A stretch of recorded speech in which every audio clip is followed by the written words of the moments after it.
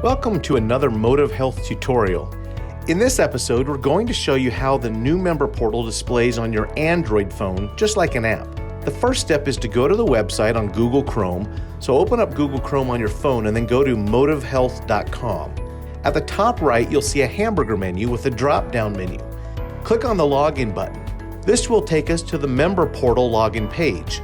From here, a pop-up will appear at the bottom of your screen, prompting you to add the member portal to the home screen. Select that option and then click Add. Now on your Android, you'll see that you have an app called MotivHealth.